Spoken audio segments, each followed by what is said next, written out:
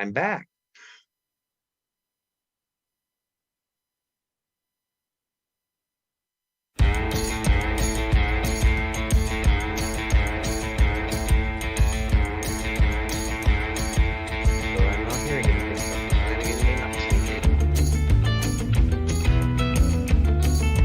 And I'm definitely not hearing it.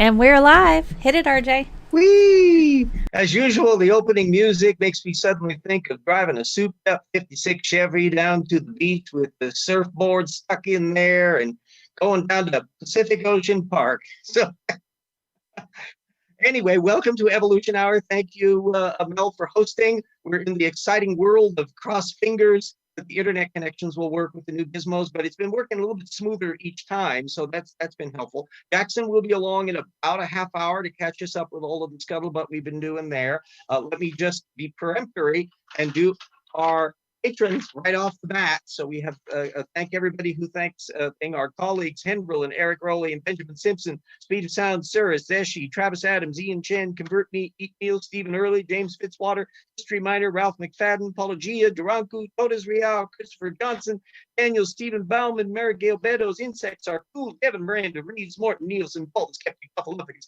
Bo Hulbo, Rasmussen, Alex Stone, Paul Williams, and our legacy patrons, Jen and Jody, Mike, John, Keith, Andrew Dyer, Yui, Mona, Brad, Daniel, Tanya, Stagel, Sun, Sky, Stone, Ugly German, Truls, Everton, Sans, and Sora Weisbaum.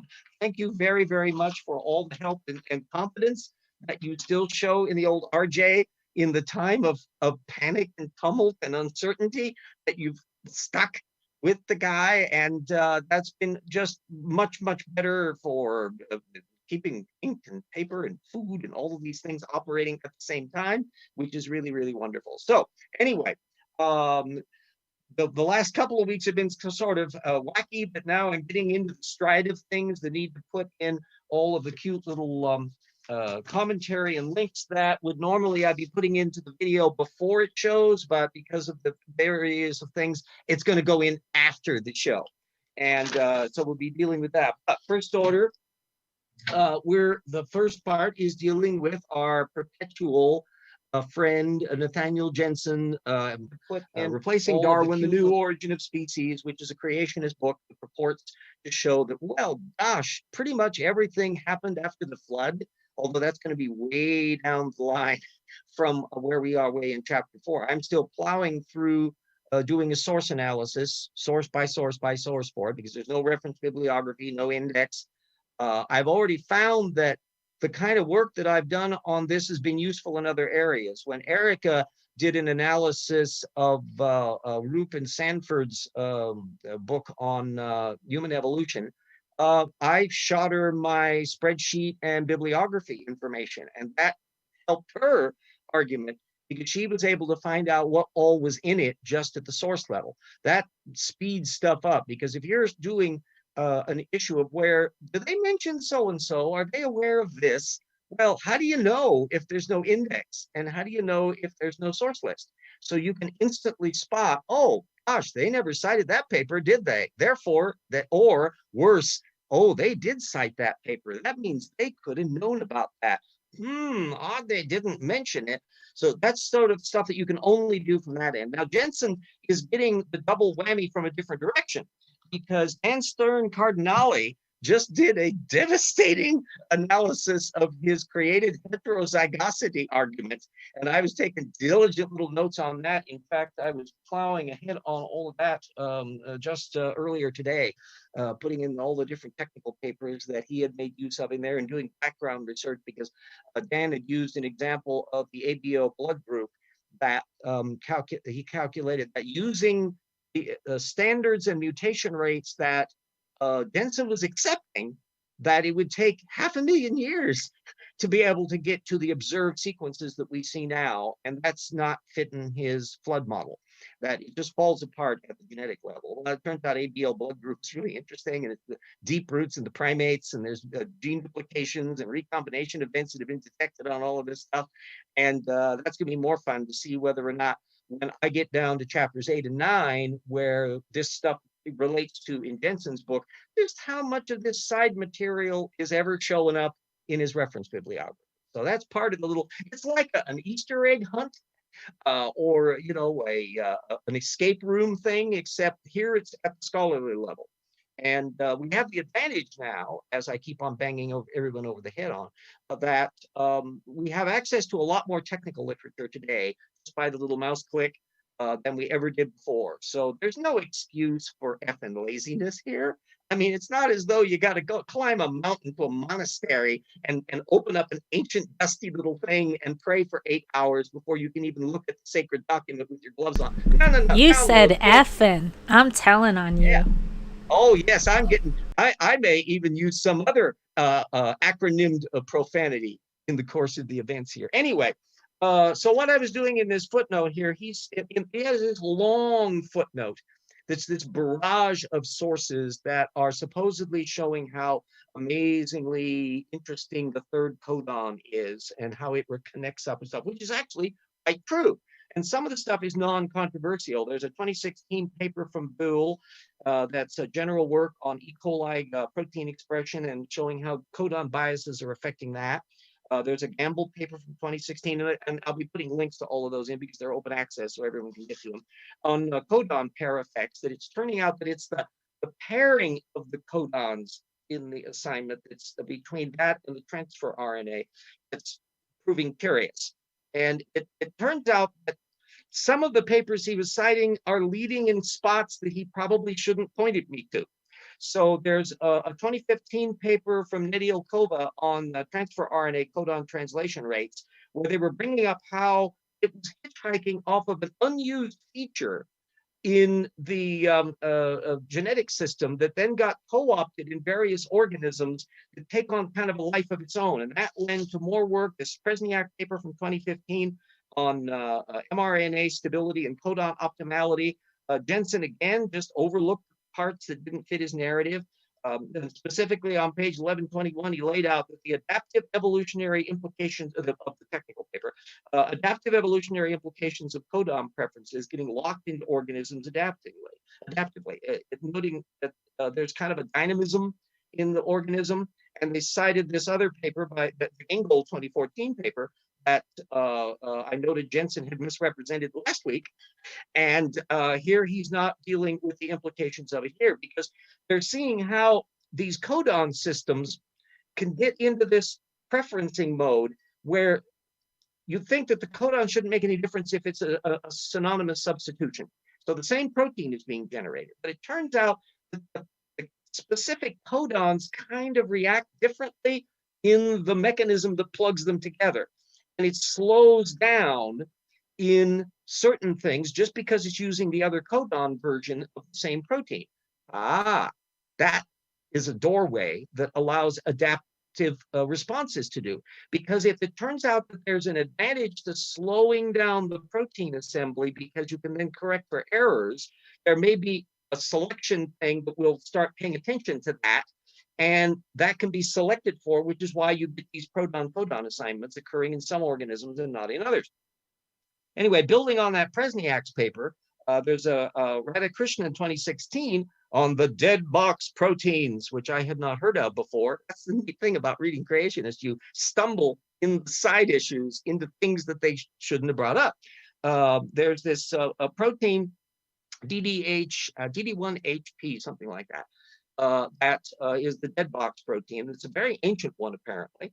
And there's a 2018 review by the same people that he partly cited stuff from, which it turns out the specific protein has taken on this kind of role as a gatekeeper to these codon assignment selectivity. And again, it's building off of a system that didn't start out doing that, but it's adaptively doing that in a lot of different organisms. Oddly enough, not particularly in human beings, mainly in bacteria. And then there's on the phylogenetic side, there's a 2011 paper, which apparently is not cited by Jeanson, which suggests how deep all of this root is.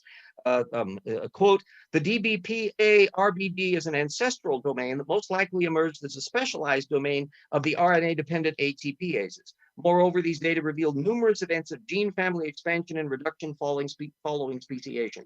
So when you look at where it is in that 2018 paper, which is only 2 years ago, that's basically the state of the art, but that's how far it's progressed.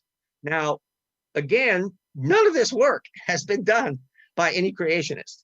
None of it. None of it by Jeanson or anybody associated with anybody connected in any way whatsoever that I can see in the anti-evolution movement. All the actual sweat equity is being done by regular evolutionists. And we can make a prediction that as the work proceeds to work out more about the dead box proteins and how it operates adaptively and the mechanistic things, why that. One of this paper, I think the let's see, the 2015 Presniak, Radhakrishnan 2016 paper is of relevance because they're just now starting to work out how this works inside the molecule. But what exactly is connecting to what and what's wobbling with what to produce these particular effects. And they're saying, yeah, they're starting to get an idea of what's going on. They're not entirely sure about this and that. They're exploring in new areas. Well, we'll be able to see that in the years to come, whether or not any further work is done on it. I bet there will be. And whether or not any of it whatsoever looks like it's unnatural, which I suspect none of it will be, or that anybody in the creationist movement will be prone to drawing attention to it with a design explanation, because then they would have to come up with a design explanation, wouldn't they? No, that's kind of what I would be hoping for. The thing that everybody needs to pay attention to in this area is the hide the ball bit. Does the anti-evolutionist have an explanation? Do they have a model? It's not good enough for them to go, well, not Darwin. It can't be like neo-Darwinism. It can't be like post-neo-Darwinism. It's got to be what? Well, unless they have a model of what does a design event look like? How many designers might there have been? Are all design events done at a particular block or not? Do we see design events now? Michael Behe, the intelligent design guy, got perilously close to sticking his foot beyond his mouth and into other orifices over the issue of malarial resistance. Because he was in his Edge of Evolution book, he was sounding really like he was implying that God was manipulating the malaria parasite to be resistant to chloroquine. That sounds creepy. And that's literally, as far as I can tell, about as close as any anti-evolutionist can get to this kind of subject matter. Just a few minutes before the show came on, I was jousting with a creationist over this, and Jonathan McAlatchy, who posts a lot in the Discovery Institute and various other spots, he's circulating the design movement. There's a little guy that was in the thread on Twitter. And I was asking them, they were throwing Galernters criticism of protein folding and stuff. He's a intelligent design-oriented computer guy that's been circulating in the design movement for a while. And I think I did an Evolution Hour mention of him maybe a year or two ago, something. But you still ask the question, okay, what design events are there during the Mesozoic? That's my favorite. That's the period where the dinosaurs lived, from the Triassic, Jurassic, and Cretaceous. That goes from about 200 million years ago down to 65 million years ago. That's a lot of time. And a lot of stuff's going on. Pterosaurs are appearing, and turtles, and plesiosaurs, and mosasaurs, and dinosaurs, and birds, and the most advanced of the full-blown mammals, and maybe even bats. That's a lot of stuff going on during the Mesozoic. Are there any design events there? How could you tell what a design event would look like? If a design event happened now, how could you tell? What would it look like? How would it look different from a natural process? And the moment you ask that question, go ahead and read as much anti-evolution material as you like. By all means, do so. Look to see if they ever answer that question or anything in that same class of questions. I haven't spotted any. If anybody has done that, if anybody can see anything in the intelligent design movement or young Earth creationism, or even worse, in old Earth creationism, holy moly, they're the worst fog bank of all the anti-evolutionists for not really dealing with most stuff. And they can be upper echelon creationists like Nathaniel Jeanson, who at least has a genetics degree and stuff, or down in the bottom feeder department like your Kent Hovins or your Nephilim Freeze or your Standing for Truths or any of those. Offer an explanation. Science is under no obligation to pay the slightest attention to whatever you grump about what you think is a problem with, air quotes, Darwinism. It's only concerned with, can you explain the data better than the alternatives? And if you want to come out swinging and show that you have a design model for the critters in the Mesozoic, and you can say, this is a design event here, and here's what it was before that, and here's what happened to it. God decides to what? Move the jaw around in the therapsids? What? Alter the mutation factor to generate feathers in birds? What? What exactly is going on here? And this has been a mental block that is a diagnostic. If it were an isolated phenomenon, you could go, well, you don't expect every anti-evolutionist to think all that much about all the fiddly bit stuffs. Well, okay, but would I expect none of them to? That in the course from Saint George Mavart down in the 1870s all the way down to the present, that there's this 100% failure rate of thinking through what their alternative is so that you can test it against what you can see elsewhere, and then have the competitive thing in the way Newton and Einstein, or the out of Africa versus the multi-regionalist in human evolution. We get these things all the time. I imagine, Mel, you probably encountered controversies at some stage in scientific areas that have the same dynamic. Probably. So, It's there are actually surprisingly few, because I'm a historian.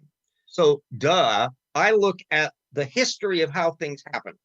And what actually is kind of surprising is there are hissy fit fights on little minutia issues. But a lot of the big heavyweight things are either ones that are very intractable because they're involving fundamental research that we may never be able to resolve, consciousness, the origin of life, origin of the universe. I mean, those are kind of big questions. And they were questions in 1870, and there's still questions in 2020. But a lot of the issues that come up are temporary ones. In bird evolution, for example, there was a big fracas between the ground up cursorial or the trees down arboreal theory of flight origin. And Kevin Padian, just a few years back, said, we spent too much time over that when it can be both. That it's not something that needs, and the same thing over bipedality and human beings. The idea that you can have a really habitual biped that can climb trees really well. It can do both. and in fact, that explains the anatomy and the structure of things, and whether or not you've got a highly opposable thumb like in Australopithecine, so they can scramble up a tree damn good. And eventually a lot of these things are resolved. The out of Africa versus multi-regional model has kind of fallen by the wayside as a fist fight. It used to be really hot news back in the 1970s. Wolpoff, who's still around, who's the main multi-regional guy, and Stringer would be probably the poster child for the out of Africa model. And it turned out there was lots of out of Africas, multiple waves. There was gene flow in regional populations. You had Denisovans offshooting, and you had Neanderthals offshooting and interbreeding between them, even though they were no longer in the same species. And so both of them were right. And in some cases, you find that the fist fight actually impedes you seeing what actually happened. This is the most famous case I can think of, is the formation of the moon, where there were two big competing models. One was the nebular hypothesis, where the Earth and the moon are forming in the same cloud of gunk, and the other model is a captured satellite. Both of those are wrong. No, what you have is a gigantic impactor event that goes splat after the Earth has already formed, and it obliterates the impactor and takes the crust of the already forming Earth, which is why it's so oxygen rich, that it bubbles out and forms a new thing, and it settles into this binary thing, and transfer of kinetic energy and all momentum stuff is causing it to spin across. So like a skater slowing down, the Earth starts slowing down and the moon starts moving away, and they can calculate now in great detail what that is. And so you now can see the two competing models kind of led them astray because it prevented them from thinking of something else. To some extent, it would have been hard for them to have worked this out prior to the 1970s because they didn't have the computer power to be able to do an awful lot of the modeling. And that's something that pops up in a lot of areas. In the same way that I'm sure you're aware of the fact that even within I'm an old fart, you're not an old fart, but within your lifetime, I'm almost an old fart. Yeah, well, there's the measure in your life when you realize how old you are. Is when you discover you have clothes older than the most oldest movie the people you're talking to have ever seen. That's when you know that you've crossed the threshold. But anyway, a protein folding is still a tough nut to crack, although I know that in the last 10 or 15 years, they've so vastly improved computer modeling that they're much better at knowing what they don't know than was the case 50 years ago, when basically they didn't know diddly. I don't know. Anyway, I'm sorry. I was just gonna say I think I have some pants that are older than people right now. Yeah, I think I do. I'm in about the same position on that. Oh, do we have a live chat going?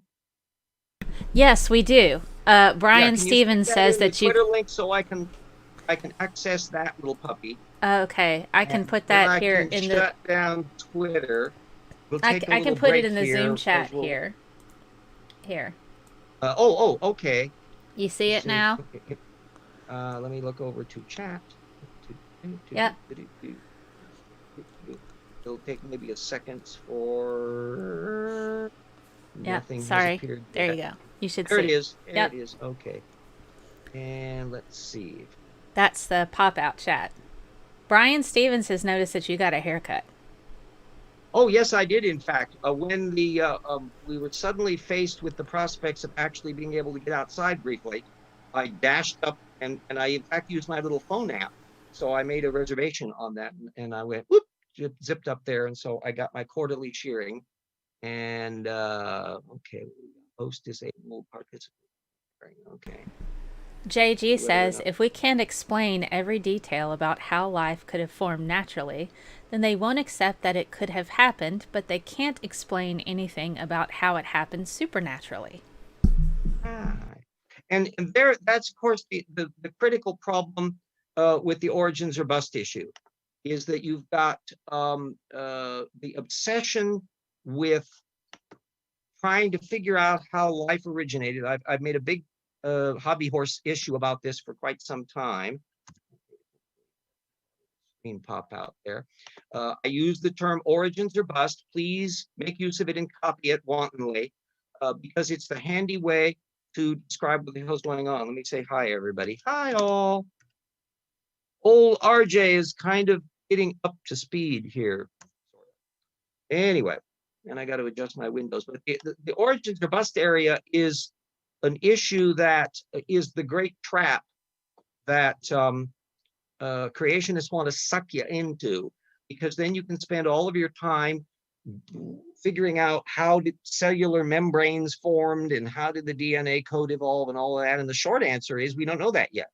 So if you get sucked into that, anybody that caught my debate that I had with Nephilim Freed a couple weeks back will be aware how I tried to diffuse that issue.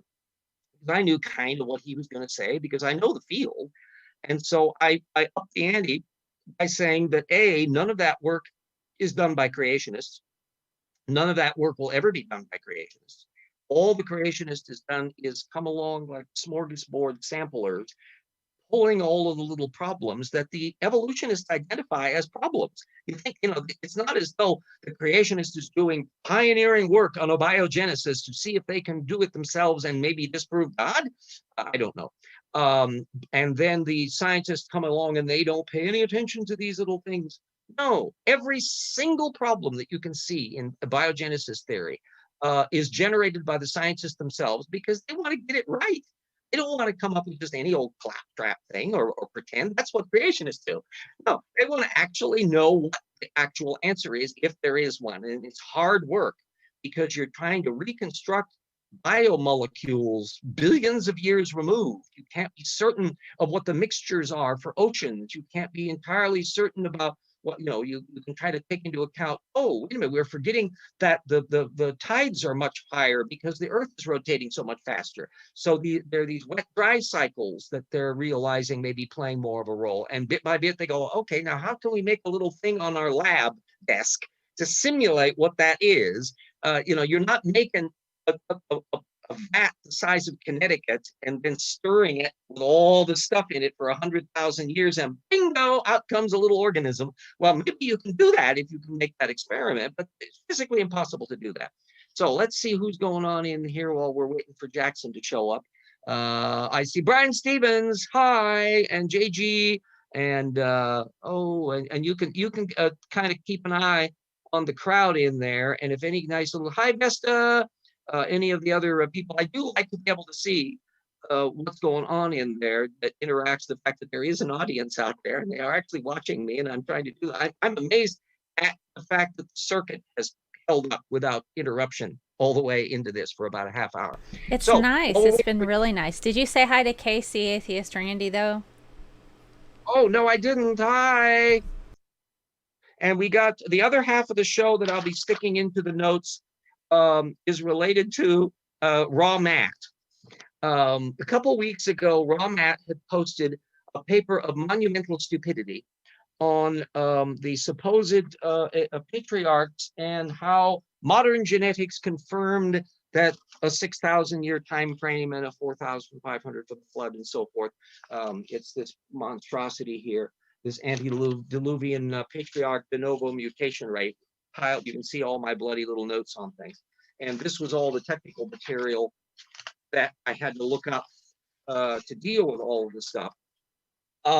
It turned into a bit of a flap because I would have put up, or I would have been putting up the link for that, except Ramat immediately pulled the links to all the places where he had posted the paper, because as it turned out, the earlier version of the paper had implied that this was going to be published in PLOS Biology. And no, it was submitted to PLOS Biology, where I'm sure a lot of people fell off their chairs and rolled over laughing and did spit takes and so forth and so on, because it's completely unacceptable in every possible respect in terms of its formatting, its writing style, its lack of proper documentation. It's a mess. And there was no chance in hell that this was going to get published in there. Anyway, he was kind of caught with his finger in the cookie jar, implying that just because it's like Donald Trump and the Nobel Prize, just because you submit something doesn't mean that it's actually going to turn out to be real. And plus the actual content was just a mess. So I will be putting up a few links to how Screwball, his structure was. There were links that were wrong to begin with. There were papers listed as et al. When he had actually typed out all the names. So I don't think he realizes what an et al means. There was a clunky reference section that linked a bunch of names at the end of the paper that turned out to be just the PubMed search results for the names Augustine Kong, which related to a particular technical paper. So he was somehow thinking that people who referred to a particular paper somehow were like independent corroboration of the point he didn't establish that Kong had made in the first place. Oh, this is just an absolute mess. Anyway, that was a nice little paper by Kong on 2012 on mutation rates and the interconnection that it has, that mutation rates and disease risk come about when fathers have kids at a later age than earlier. And it has nothing whatsoever to do with any of the arguments he's trying to make, because, of course, if you try to actually funnel in, he played a bunch of numbers games where basically he discovered that division is commutative. So that if you have X times Y and then you divide that under that, you'll come up with the same number any way you do it. And that means that whatever mutation rate you do, you can plug it into a 6,000 year time frame and make it so that it adds up to the same number. But that's because it's commutative. You know, you put in numbers that are assuming the thing you're trying to prove. You're not verifying. So it was just an absolute mess. Hopefully we'll be expecting Jackson to come up in here shortly. I do wish you could have been able to see this. Not that it was huge, very, very long. I think it was like 2, 4, 6, about 10 pages long in that usual smooth. I actually printed out, I was given a copy of the earlier version that still had the PLOS Biology logo up on the top there. And that was the thing that got immediately resumed. Colton and Erica and Dan Stern Cardinale were the ones that were lighting into him on that. And Raw, Matt, and his little doppelganger standing for truth were having hissy fits over all of this. It's just hilarious. You have a little chart in here. He was coming up with a total combined mutations that added up to a particular numbers of years. And anybody else who wants to go through the side issue can probably hit up one of us, and we'd be happy to send you the PDF of the bloody thing that we've archived, independent of whether or not he's going to pull it from ResearchGate or Academia EDU. That's another thing that I advise everybody to do. If you have the capacity to do so, especially if it's really stupid stuff, to archive it in some way, independent of the internet, because things get deleted, things disappear at times. Sometimes some of the wacky stays, like the post that AIG, I think, did, no, the creation.com, the fission version of AIG. They once argued that koalas got shot to Australia after the flood in volcanic eruptions. Yeah. What? Repiten, por favor? Yes.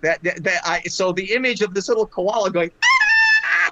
As it's being hurled. A koala is being yeeted by a volcano to Australia. Yes. Yeah, they're caught in volcanic eruptions. Now, needless to say, there are some problems with that hypothesis. And the original posting disappeared in a hurry.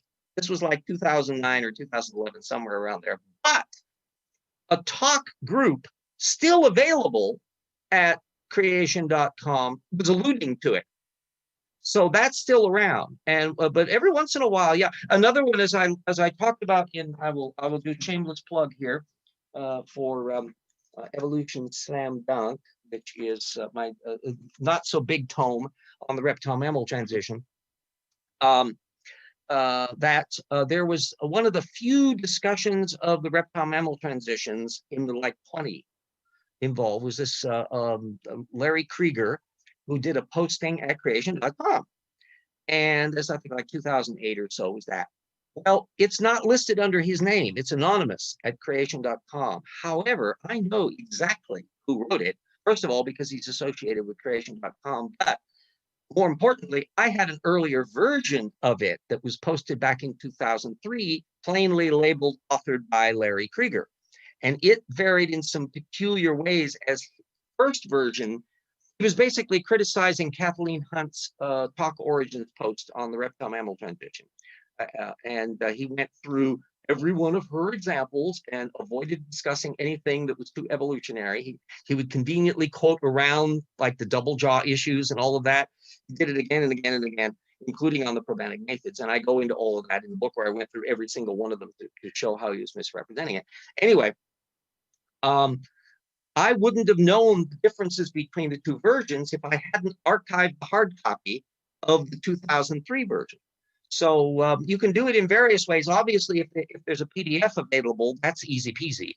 But one trick that I use, it's laborious, but it's handy. I don't like dealing with HTMLs or anything. But what I do, I will copy the text material, which is exactly what I did with quite a lot of the materials that I do. I'll copy them and paste them into a Word document.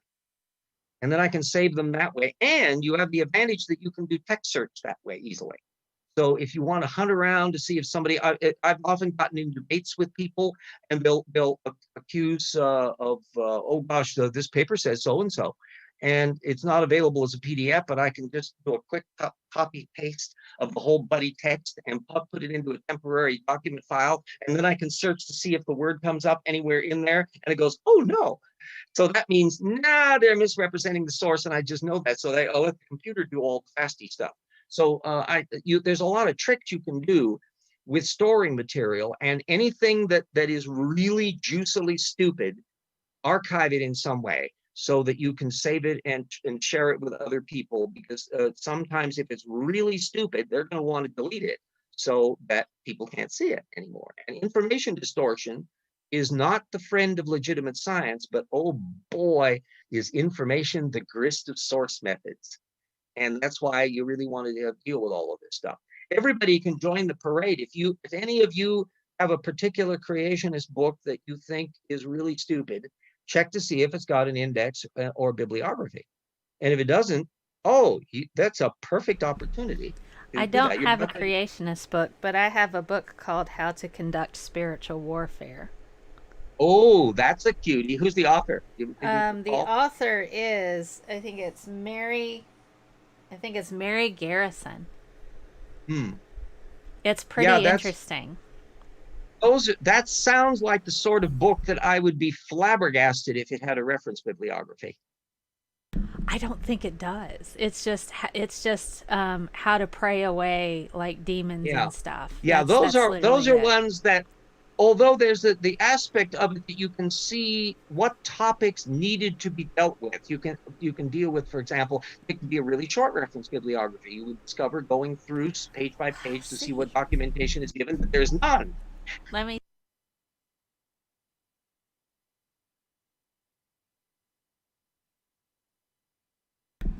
All right.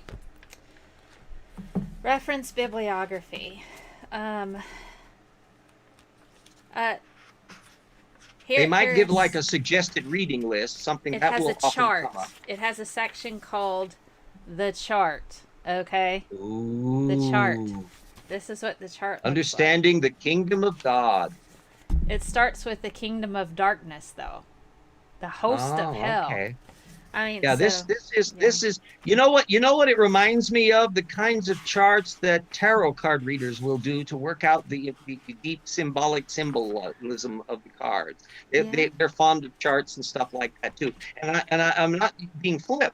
At the same kinds of methodology of seeing patterns and organizing things into bigger pictures, that's the kind of thing that sort of mind does. And so many religious nutballs, let's be not charitable, are cognitively and methodologically interchangeable with cultists.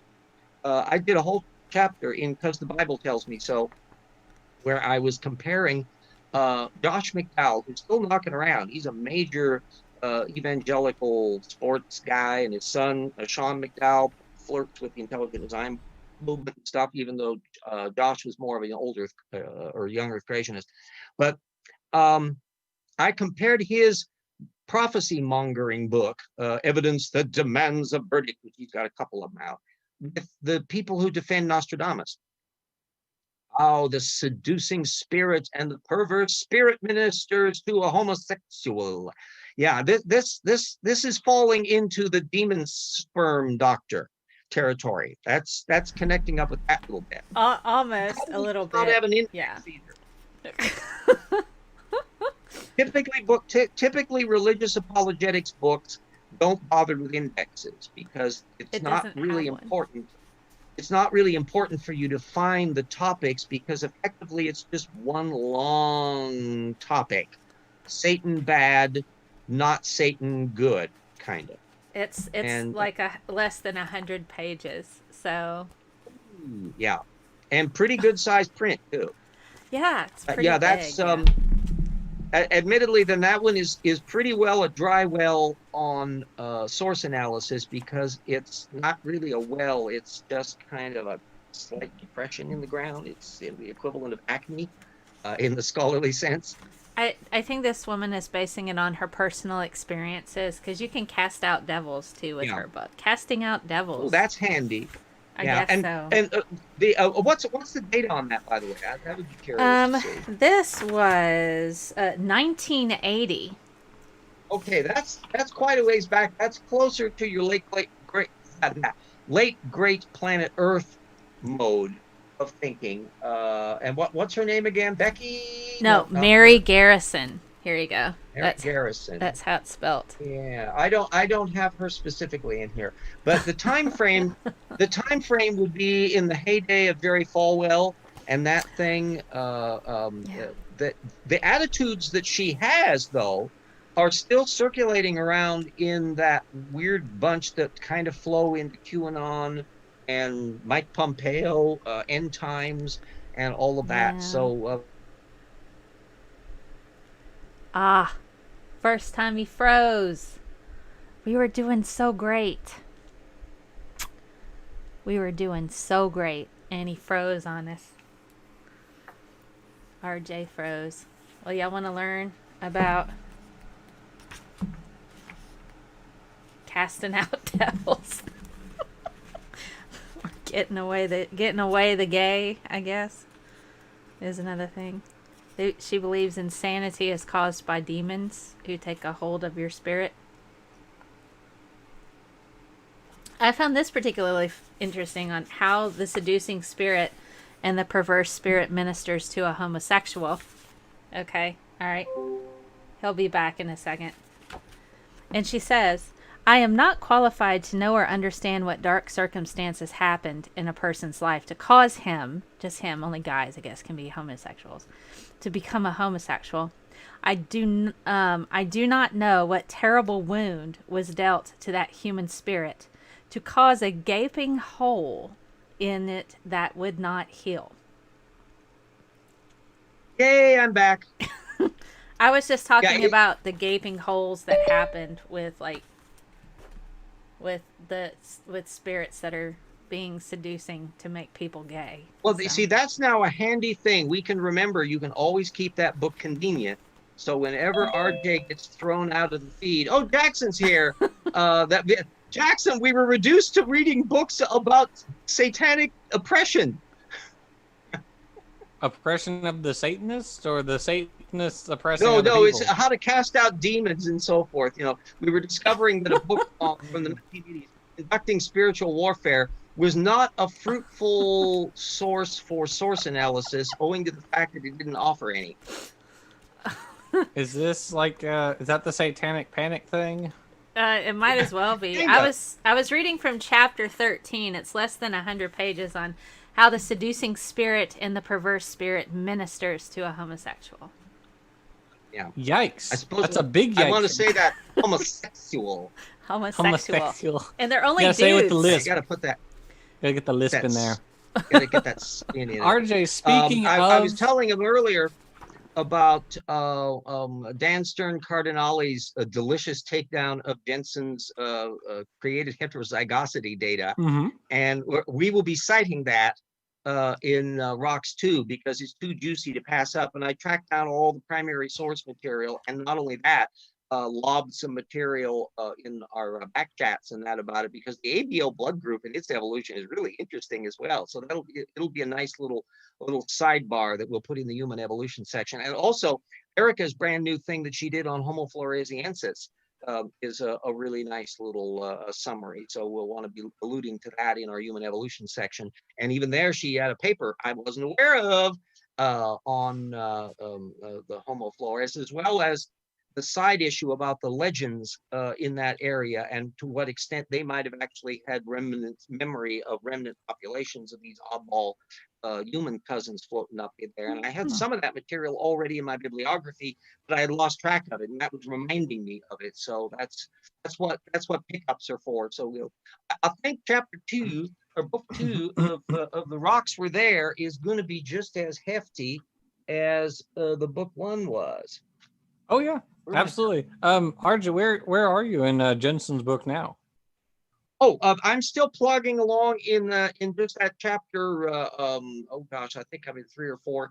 There was this ridiculously long footnote where he was going on the codon assignments, and then of course I got thrown off by computer problems and various other things. The garage door just broke yesterday, fortunately with my car not in it.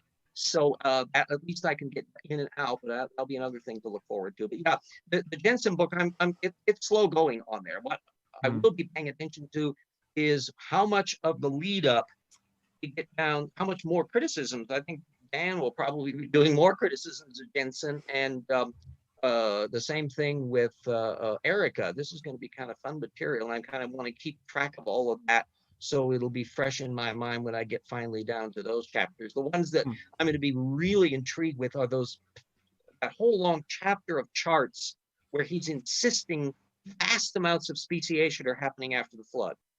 And he's supposedly drawing on a database of animal appearances that somehow or other he comes up. There's some of those, I think the deer example, it's sounding like big speciation bursts are occurring in historic times. I mean, wouldn't people have noticed? Yeah, I think he does that with the whale or with the dolphins, I believe.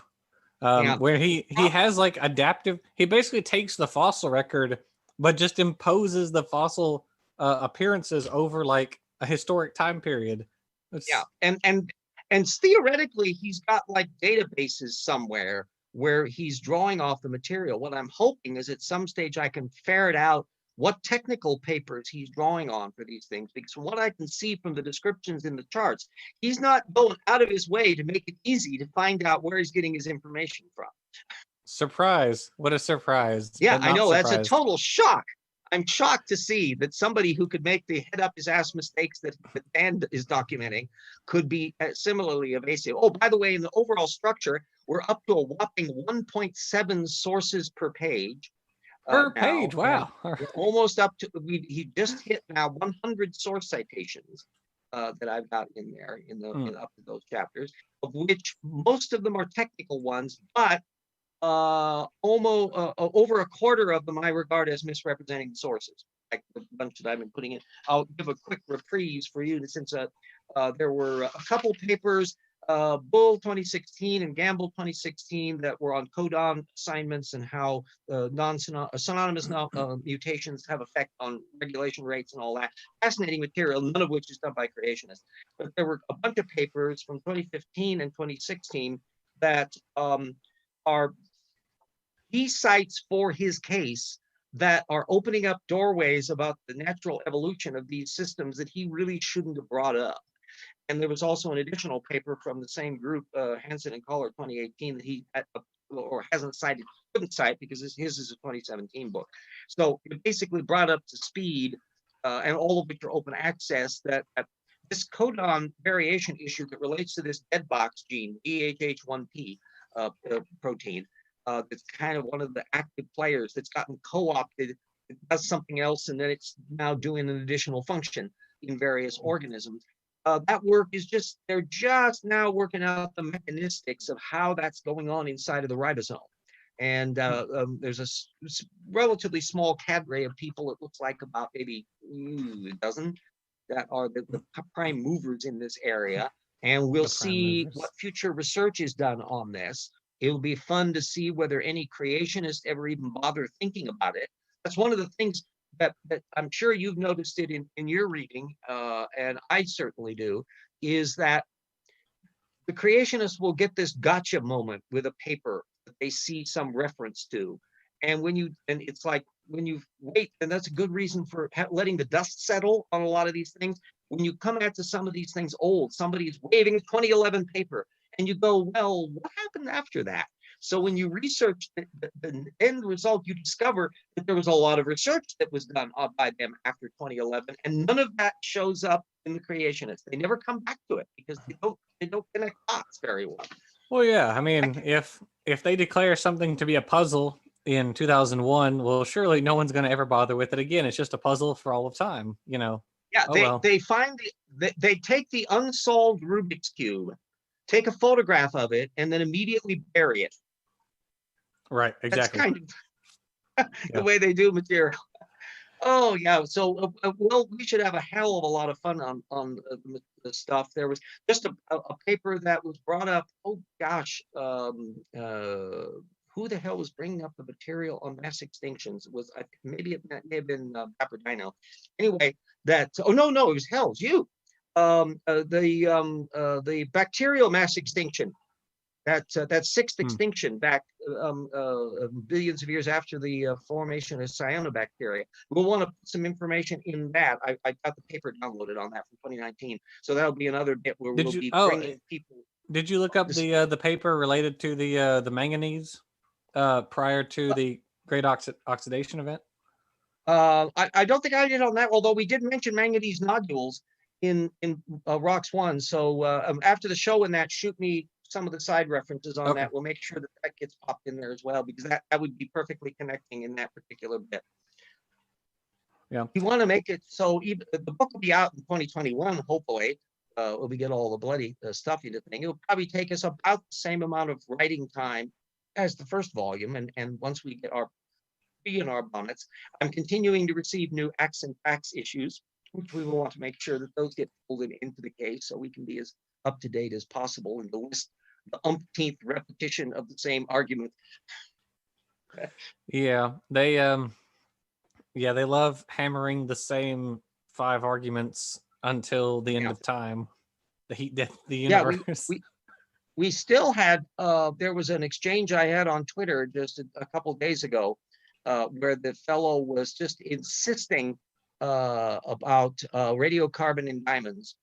And it turns out that one of Sarfati's pieces that he wrote back in who we have now been blocked by. Yes, indeed we do. We have both been blocked by Jonathan Sarfati of CMI. So there's that. I feel that is a case of honor that we're doing something right. It was so funny. It was like such a cordial, aggressive conversation. He just blocked us, or he blocked me first because he said there are lots of examples of out of order fossils. I said there's no such thing as an out of order fossil, and he said, well, what happens if you find a fossil of this group before its supposed origin? Then you move the date back. Boop. Yeah, but what was so delightful, and I love the fact that you prodded him on it, that he made the mistake of bringing up the Woodmar thing on therapsids.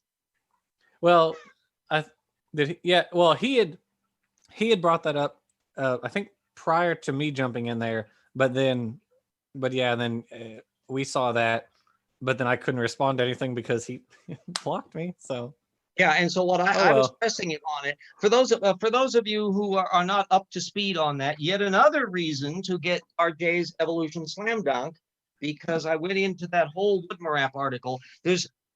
We have to remember that of the 20 or so people who have attacked the reptile mammal transition from a creationist point of view over the decades, very little of it is available online. Dwayne Gish, his stuff is in books. All of the intelligent design side swipes, Michael Denton and company, all in print books, not online. So who are you going to call Ghostbusters when you need to find the tricky piece of information to throw at those damned evolutionists? Well, there's only one real top of the heap, and that's John Woodmarap's article from 2001, where he was attacking Claydism.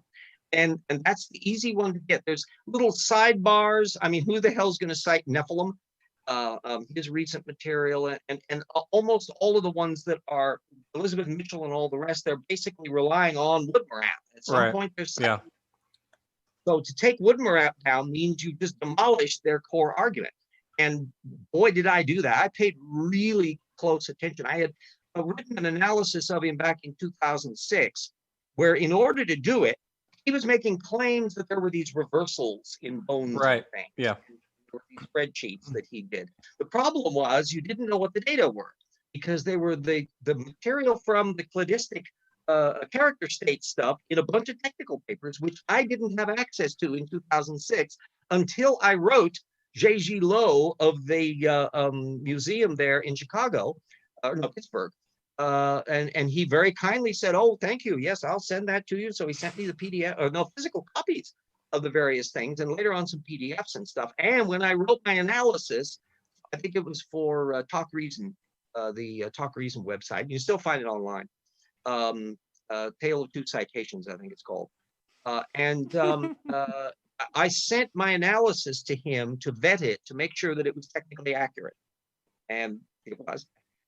In fact, he even complimented me. He says, "You could have actually been a pretty good systematist, because I was very careful in figuring out what little bones on which little charts did what." One of the reversals in Woodmarap, it supposedly blew to smithereens, this evolution thing, was a bone about this big that had a little bump that went boop, and then boop, and then boop, between one taxa and another. And that was one of the reversals that was invalidating the evolutionary thing. Wow. I feel like the whole case has just been blown wide open. Just blown smithereens on there. Anyway, when I did Slam Dunk. It's RJ, the thing that I find so funny about those charts is it says he has the taxa, and then it says like mammalness index, and it's gradually increasing as you go down. I was like, is this supposed to? Even his mangled version of the data isn't supporting his argument. Right. Yeah, it's like they're getting more mammally the closer you get. You can't deck stack your case to fit your case. What the hell are you doing? It's like somebody cheating at cards so that he loses. Yeah, you haven't got you. How long have you been on the riverboat, John? Yeah, it's pretty funny. It's so bad that he tries to cheat and still loses. So yeah, and anyway, when I did the Slam Dunk version, I realized that I had learned a lot more in the intervening years. So I didn't just simply take my old analysis and just paste it into the new book. I basically went back to scratch and cross-checked all the original material, because now I knew way more about the taxa and the period and the details. And so the version that's in Slam Dunk is, I think, much more slam, because I was at a much higher level of knowledge than I was in 2006. So you learn stuff. And the fact that the whole network that we're building up with you and Erica and Dan and Colton and Dapper Dino and all the rest, and Apologia and the whole network, is the idea that we want to up our game so high with bulletproof arguments, solid documentation at our fingertips, ahead of their data field so far that we can then tactically decide what anvils to drop on them, what trapdoors to open, because we are the masters of the data field. And there's no reason why we can't do this. There's so much material accessible on this. The problem is that individuals, there's a limited amount of time in the day. You're in school and working nights, and so you've got stuff to do that fills time. I have an old fart, so I have a lot of stuff to work on things. Various people, Dan is teaching school, Mel's teaching school, but I collectively working together where we can trade information back and forth and accelerate, so everybody doesn't have to reinvent the wheel all the time. We can draw on other people that we rely on to invent parts of the wheel that we put together and make the juggernaut that rolls over them and crushes them to little tiny pieces. That's the procedure that I'm hoping that we can do, and I think we're doing a nice job on it. The fact that my question that got me banned from Sarfati was, did you fact check the Woodmap article before you cited it? And of course he didn't. No. Any more than Andrew Snelling. One of the scoops that we're going to put in the new book is the little chart, and I think it was Colton that brought it to attention, or T.D. Lane, one of the two, that Andrew Snelling repeatedly copied a chart on radiometric dates based upon Steve Austin. And Austin had drawn on this Dalrymple, perfectly fine technical paper, but had read the wrong column. Oops. So he put something that was not dates at all. It was the percentages of isotopes, and he was putting them in as if they were dates. And Snelling kept repeating this article after article after article for years down to the present. Oof. Big oof. Big oof. Doesn't surprise me, oof. But I mean, this is a guy who has an actual doctorate in geology. It's because they don't look at the details. I try to make myself as annoying as possible. When Dan had done his wonderful analysis of the created heterozygosity, which I watched live, by the way, and I then went back and watched it again, not live, because I was taking detailed notes. And I pointed out, well, the Siri paper that you notice, you're not listing that is the links, and what's the other paper that you're referring to, and so forth and so on. I check everything, damn it. I check you, I expect you to check me, and so forth and so on. And I'm very glad that you do. It means that it minimizes, everybody can make an effing mistake. Anybody can misread a thing, they can jump a little past, they can type the thing down wrong, they can goof. And it's that cross-check, which is in effect what peer review does, that ups the ante to make it crystalline and perfect and indestructible. And at that point, you roll it on over, plop, down onto the people that you're criticizing. And what do? How are they going to combat it? You've already blunted off their possible avenues of attack. This is the thing, you were doing the same thing that I was doing in my own work in different contexts, was the idea that if you have an argument you want to obliterate, you don't just take selected bits of it, you obliterate its entire logic chain. You deal with every point in their argument and show that all those points are wrong. That means their argument can't be right. There's no end run around it if you've destroyed the whole thing. Plus, it's awfully fun. I mean, you know that exhilaration you get when you suddenly see, holy shit, did you just write that?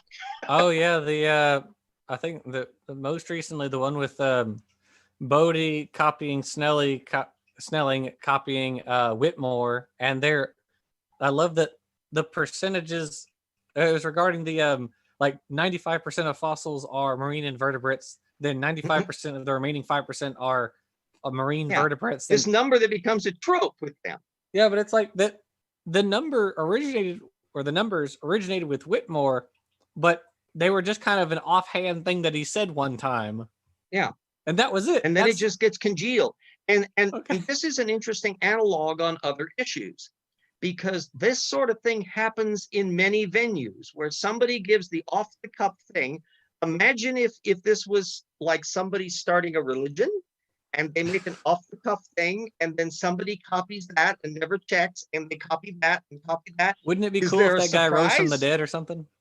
Yeah, little things like that possibility, you know, where there may have been a thing that was said to begin with, but that doesn't mean it hasn't taken on a life of its own. Right. And you can just copy the thing. So this has larger implications. It has implications for future works that will be done, analyzing anti-vaxxer movements and climate science denial and all of that. RJ, did I tell you about the newest conspiracy theory, extinction denial? Oh no! Who the hell is denying extinctions? Current or past? I went on Cheshire's channel recently. She sent me an article, which was a summary of an article in Nature, Evolution and Ecology, which was talking about this new conspiracy theory, which of course Republicans are pushing it in Congress, that extinction's not really as bad as the extinction caused by climate change really isn't as bad as we think it is. Oh, I need that source, Buckaroo. So you make a All point right, of getting that. I'll send you the Nature article on it. But we can put it in the Twitter feed and stuff. But of course, somewhere so down the that's road. definitely going in our conspiracy. Oh book. yeah. Oh my gosh. And there's why don't we Yeah. just start singing "Life of Brian"? Always look on the bright side of life, because there's one advantage to a lot of the topics that we're going to be dealing with, assuming we live to deal with them, is that there will be years of steeping that we'll be able to track the event down. So I'm making a point of documenting the nodes at particular points. I for a while I was doing a really intense interaction with climate deniers on Twitter, and this was painful. You think they're as bad as creationists, and many of them are creationists. But the thing is that eventually now I've started muting a lot of them, because what I was looking for is, what ammunition do they throw? What do they think is their argument?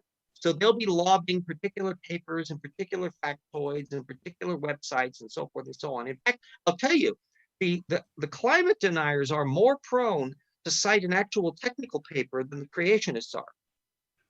Rather than citing websites where they got the technical paper from, actually jump right to the technical paper. And that's kind of a fascinating little phenomenon as far as I'm concerned. You'll want to stick it, because I'm on my the laptop here. Put that link in the Twitter feed, because then I can access it on my main machine and I'll send it to you on Twitter. Yeah. I'm an old fart here. I'm still getting used to the buckboard to go down. Oh, that's no worry, the mail. Yeah. There you go. All right, I sent it to you over Twitter. Yeah, because this is stuff where, flat earthers are annoying and stupid. They're the Mount Olympus of stupid. Climate deniers are screwing it for the future. And anti-vaxxers and the idiots who are complaining about COVID, the Discovery Institute, Douglas Axe, has been downplaying the COVID virus. In one case, one of the things that he posted a few months ago, he wanted to show that the curve was dropping off. So he has this cute little curve, and it went like whoop, like that. But you look at the side margin, the scale is logarithmic. So if you use a logarithmic scale, it's amazing how the upper end of the curve goes like that. Yeah. It doesn't mean that there's fewer numbers. It means you're using a logarithmic scale. It means, your numbers are a lot bigger now. No. Yeah, but they look flat because it's 10 times the size of what was before. And, that choice of that logarithmic side scale had to have been deliberate to downplay the significance of the information it was showing. And that's not nice.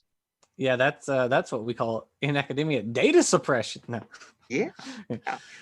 That's pretty funny. Remember that data suppression and data omission. Here's where the lessons of learning about creationism is useful. Most of the big mistakes of creationists are not the hilarious but rare examples of actual data error, where Snelling repeats the Austin misreading the paper. Those are actually remarkably rare in the creationist lexicon. The vast majority of the main mistakes they're making is what they left out.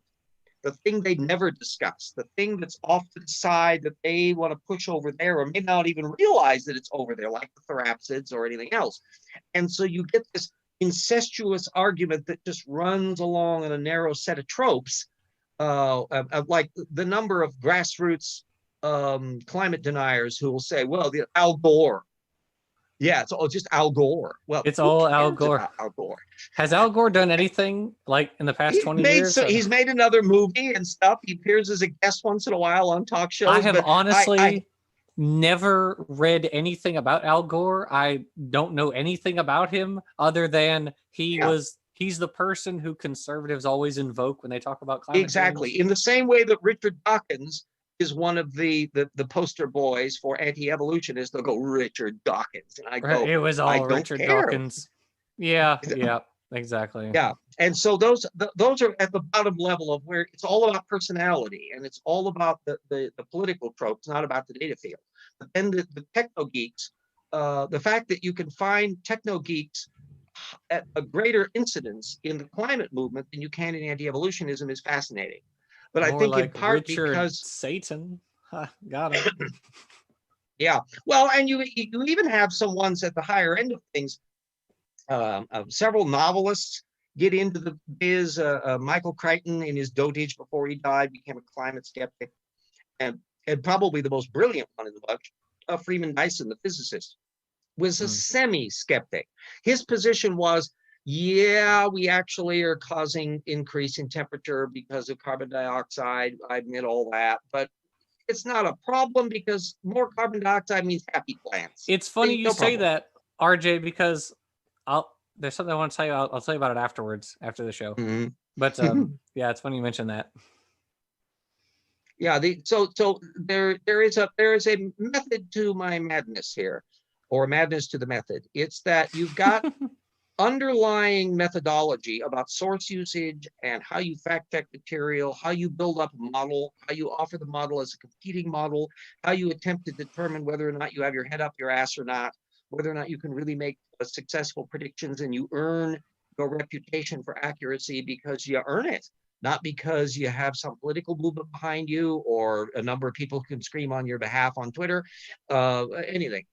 That sound methodology is the same one in all disciplines at that source level. There is no difference between how a historian approaches issues and how a baseball stat person or a geologist or a geneticist would be dealing with it. You have a data field that you need to play fair with.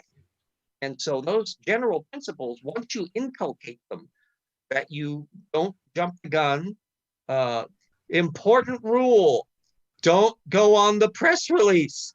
Don't just look at something that gets posted about important finding, like the Venusian organisms, supposedly. Just let the dust settle a little. Hold back. Wait till see what's going on here. Don't assume that there's something actually going on there until it doesn't. And way too much of the tense times we've got are people who shoot with the retweet way too fast because it says something that they'd like to be true, and sometimes it's not true, and you want to get the thing accurate and correct. So sound methodology is absolutely everything. Thus spake RJ, who tells you don't trust anything RJ says, get the facts yourself, verify yourself. Don't trust RJ, saith RJ. Thank you. Yes, they are they. And because if you have, there was a physicist, Steven Weinberg, who did a whole series back before either one of you were born on the Ring of Truth about how the scientific method ran, and the idea that when you get something that is right, it's productive. There's the things, it leads to things. Suddenly stuff makes sense. And we all know examples of that. Plant botany was a mess until Darwin's theory of evolution. Suddenly, character states started making sense as lineages, and it revolutionized botany. Absolutely. It's one of the reasons why some of the earliest jumpers onto evolution were botanists, because they could see all of the stuff in there. Plate tectonics, suddenly, kaboom, just the right information, it changes everything. Einsteinian cosmology and all of that things. It's the cliche of the paradigm shift, but all paradigm shifts involve the acquisition of new information that changes the perspective of everything, but doesn't ever change the original data. Hammers still fell under Einstein in exactly the way they did under Newton. It just is, we understand a little bit more if you are dropping. Very large hammers and very small hammers act differently. Exactly. And that if you're dropping your hammer over a black hole, you'd better pay attention to relativity theory in working out what that hammer is going to do. So really, we should call this the theory of hammers. Yeah. Oh, and I missed the episodes, although I think I can catch some of them on streaming stuff. But the new series of Cosmos is coming out, the third season. I guess they go to a bunch of hypothetical planets and things like that. So we get. That's the second season. Well, I mean, if you're counting Carl Sagan's as season 1 and Neil deGrasse Tyson's first one as season 2, then yes, this would be season 3. Yeah. Yeah, it's continuing the stuff because they need to do material. I'm weaning off of a bunch of things. So anyway, we are well past the deadline show. Let's see if we got floating around over in the live chat. Anybody? Brain Bug, hi Brain Bug, and somebody's communicating about Epstein. Yeah, I'm going to call him instead. What is this all about? Essel Grace, Jackson Wheat, and someone named Epstein. Oh yeah, that was the thing I was going to tell you about. Oh, okay. You can fill me in on all that things. JG says Thor provides. Now I will not hear such heresy. Marduk.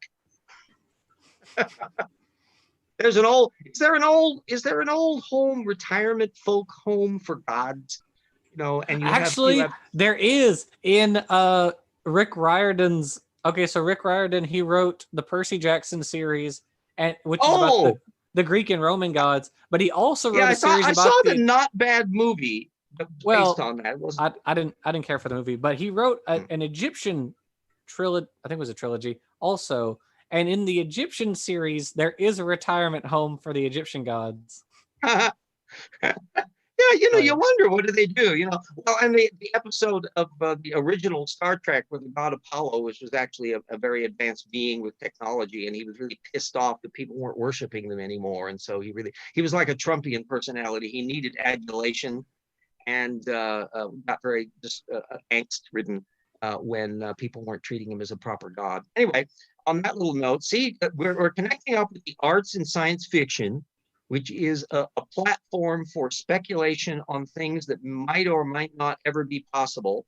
And in fact, that's another way of doing an imaginative test frame. Dapper Dino's series that he's doing on imaginary animals, to where they have to think through organisms and they do graphics of them and the like, just a speculative fiction. The Dougal Dixon stuff on what if dinosaurs hadn't died out and how they could have evolved, all of these things. And it's a counterpart of history, where the what if scenario, Jackson's dropping off.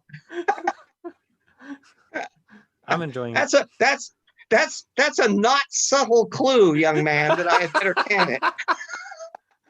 I like hearing you talk, RJ. I got here late to the party, so it's my fault. Yeah, but it just is that I can't help but link up everything with everything, and there's nothing wrong about speculative fiction, because in order to do it well, you have to understand principles. So in order to come up with imaginary creatures in space, you have to understand, well, how do things evolve? I mean, if you have a god that can just go zot, you can have anything to anything. But if things actually have to evolve, then you have to wonder, what is the dynamic? Can you actually have a six-legged organism that's got little spinner wheels instead of feet? Will that work? And so forth and so on. It did and the same thing. The Dark Materials trilogy.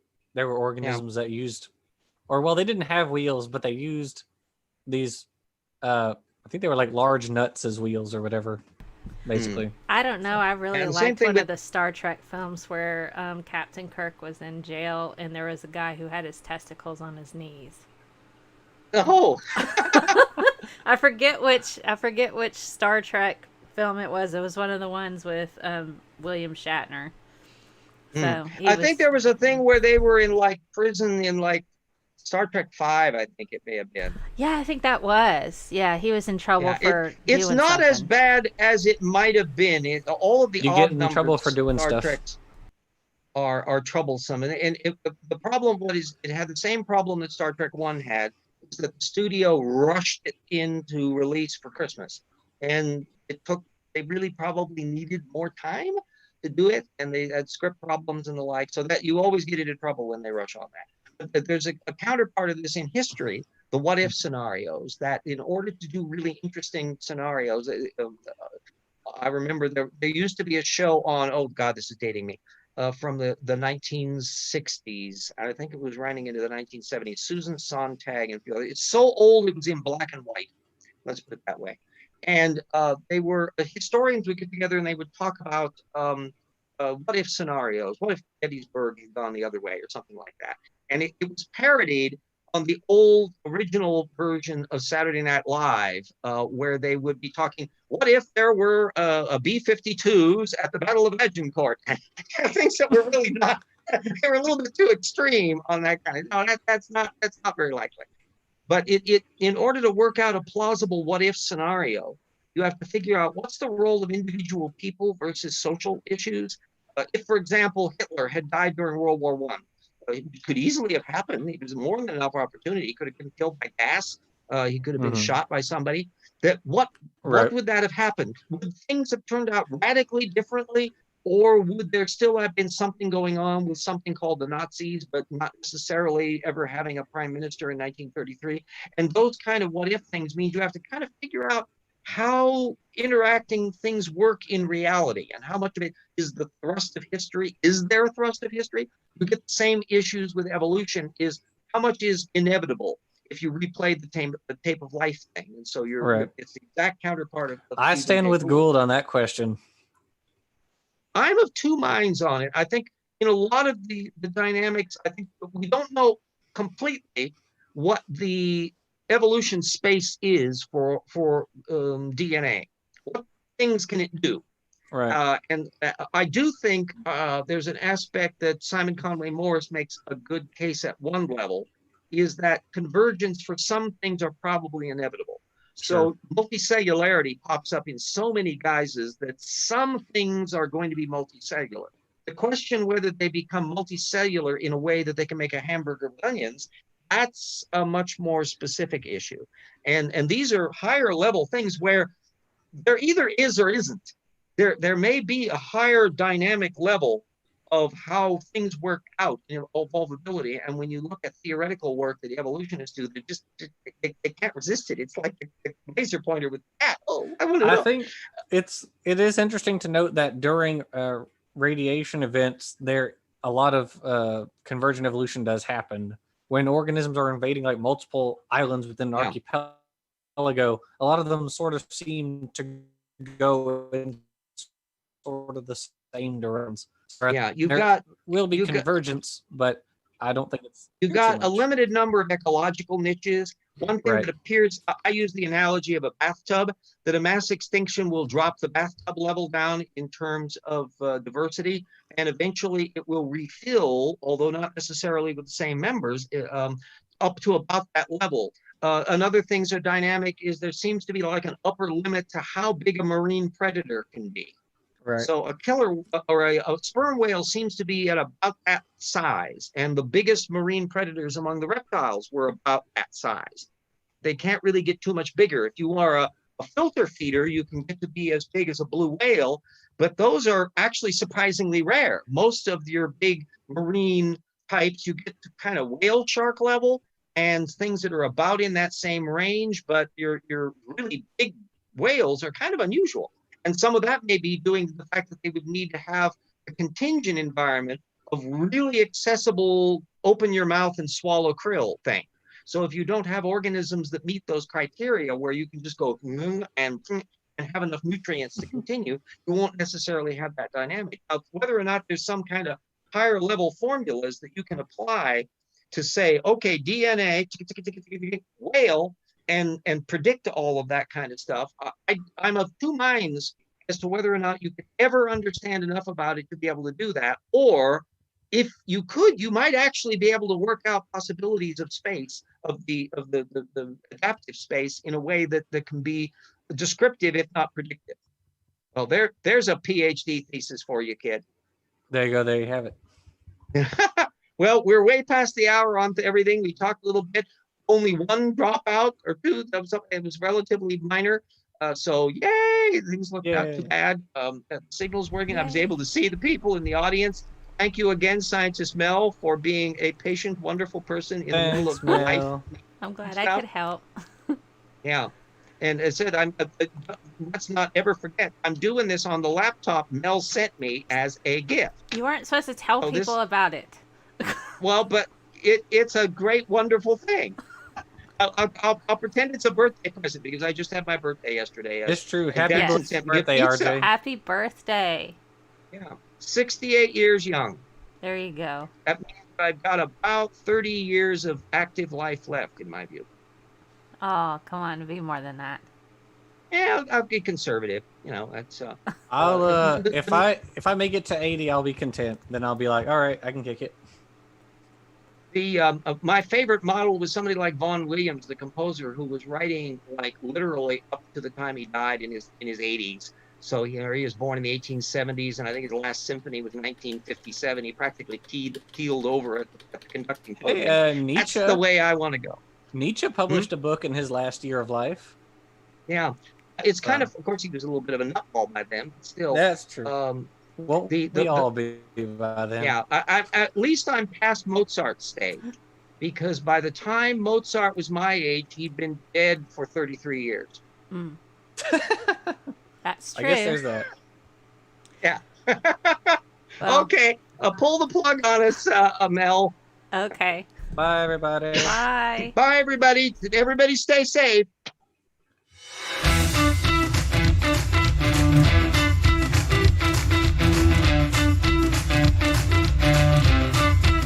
Commercial.